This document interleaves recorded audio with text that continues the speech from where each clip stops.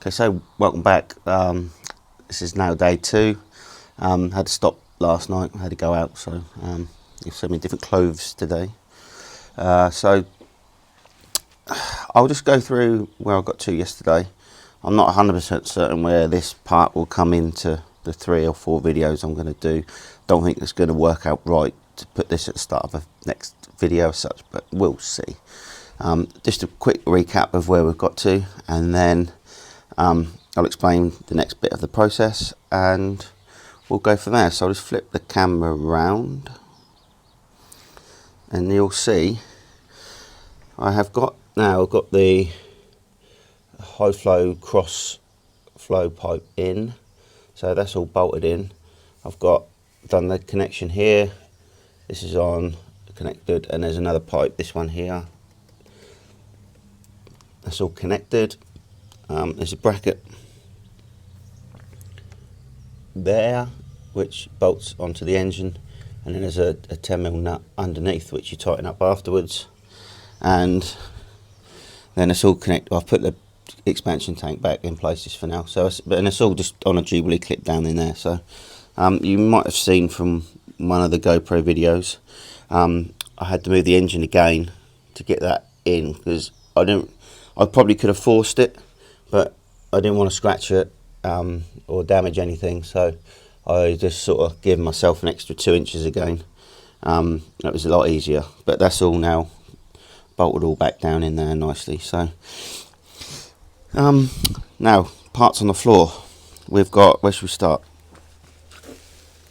For the induction side, we've got, that's the induction hose, so this somehow fits, probably that way around, fits in there, which then connects to this, which is the air filter housing. The air filter is still in my shed, but you'll see that in a little while. So that then finishes this side, air filter, join onto there, and then that goes to the turbo. So that side's pretty simple. So then from the turbo, this is all still called the hot side because nothing's been through the intercooler yet. Comes through the turbo, and then pipes down there, which is, I'll show you from underneath in a little while. That pipe there comes through here, and the snare kicks on to that, and then we go into the intercooler. So from there it goes from the hot side to the cold side, and then it goes through this pipe here, and then it ends up in this throttle body, which I've got a new one of these as well. So this is going to be quite easy compared to what I did yesterday. It's just a matter of unbolting a load of stuff and putting it in. Shouldn't be nothing too hard. I think the most awkward pipe is going to be the one that goes to the turbo, which is down there. So that looks like, that's this bag here. So in here you get, there's a metal hard pipe, because I think these are renowned for sort of breaking. So they've done it in an aluminium pipe, and then you got a rubber hose, and then there's another elbow there, and this elbow, I'll show you when I've unwrapped it all. There, you can add an external dump valve to it if you want to, but I'm not that bothered about that at the moment. So these are the hot side pipes. That's the throttle body elbow. I'll show you these individually as we go, and then the 2 intercooler pipes, and then obviously the stage 3 intercooler and the bracket that fits it. So I'm just going to time lapse everything and get this all stripped off, and then we'll come back when I'm ready to start putting the new parts on. So yeah, let's get on it.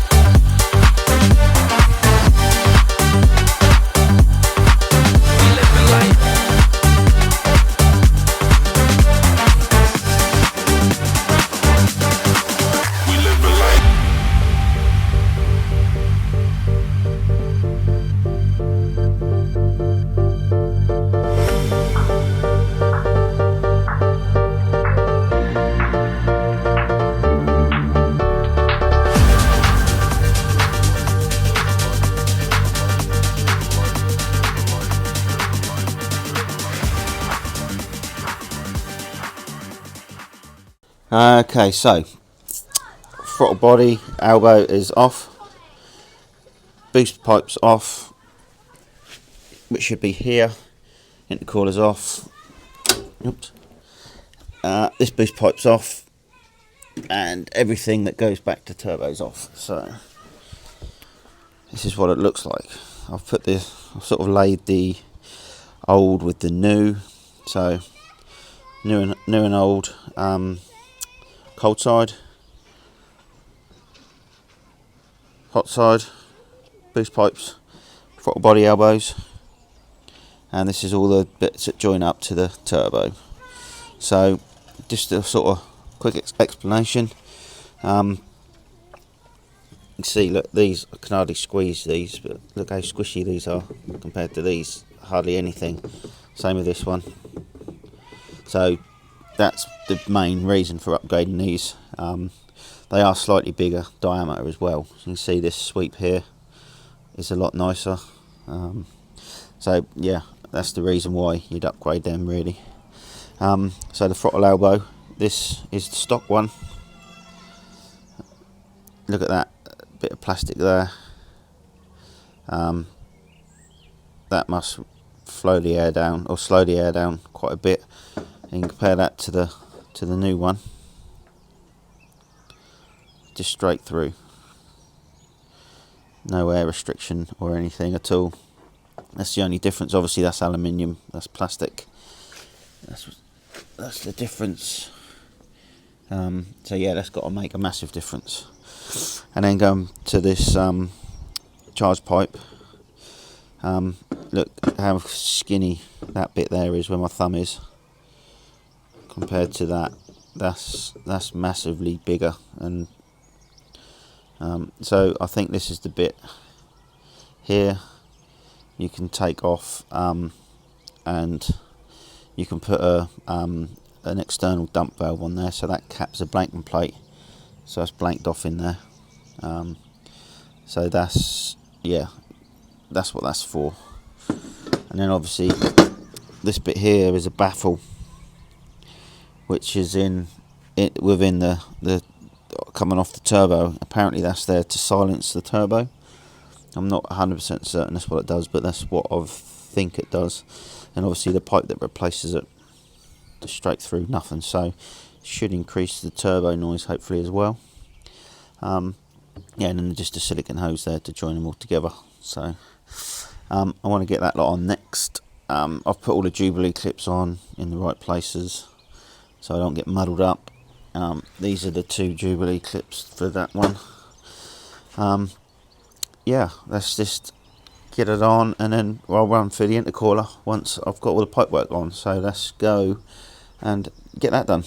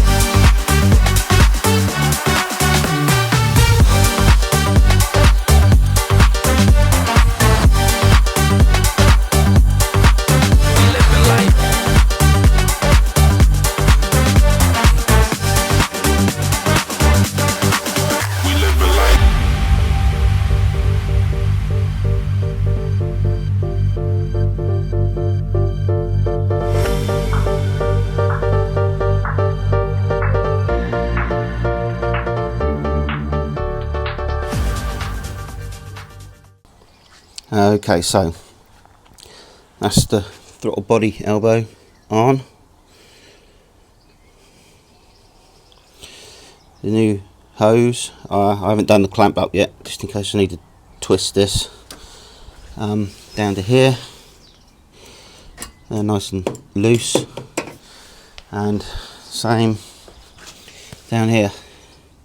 that's on, and I've bolted the bit up through there onto the turbo. It's hard to film in there, it's just easier to get it done. So I've left Jubilee clip loose through there as well, just so I can twist the pipe in case I need to. Right, so now onto the main Airtec cooler. You can see the size difference, widens out at the bottom. It's a bit of a step, so I think the standard stage 1 is probably just this section, and then this bit's obviously added on after. But yeah, it's going to look good in there.